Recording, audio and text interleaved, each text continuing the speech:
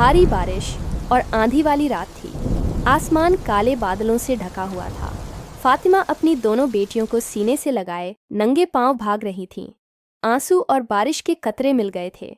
रास्ते में उसे एक पुरानी झोपड़ी दिखी और वह बेटियों को लेकर अंदर चली गई। झोपड़ी से पानी टपक रहा था। फातिमा ने आग जलाई और दोनों बेटियों को सीने से लगा लिया।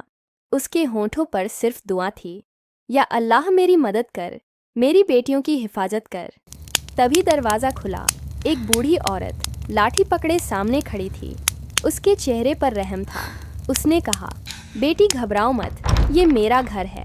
फातिमा रोती रही और अपनी कहानी सुनाने लगी। बेटियां रहमत हैं, मगर जालिम उन्हें बोझ कहते हैं। फजल की माँ भी संगदिल थी। कहती थी, हमें सिर्फ बेटा चाहिए, बेटियां बोझ हैं।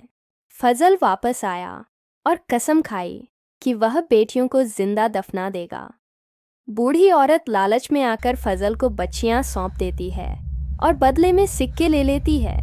कब्रिस्तान में फजल और उसकी माँ गड्ढा खोद रहे थे। उनके दिलों में जरा भी रहम नहीं था। नन्ही बच्चियां मासूमियत से हाथ बढ़ा रही थीं, मगर उन्हें बेरहमी से मिट्टी में दबा दिया गया। जब फातिमा उठी तो उसकी गोद खाली थी। उसकी चीख से पूरी झोपड़ी गूंज उठी। फातिमा ने फजल का गिरेबान पकड़ा, मगर उसने थप्पड़ मारकर उसे जंजीरों में बांध दिया। जंजीरों में बंधी फातिमा बार बार पुकारती रही, या अल्लाह मेरी बेटियां।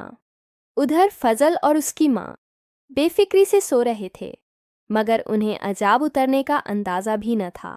सुबह गांव वाले बदबू से परेशान होकर फजल के घर पहुंचे और दरवाजा तोड़ दिया। अंदर का मंजर देखकर सब कांप उठे।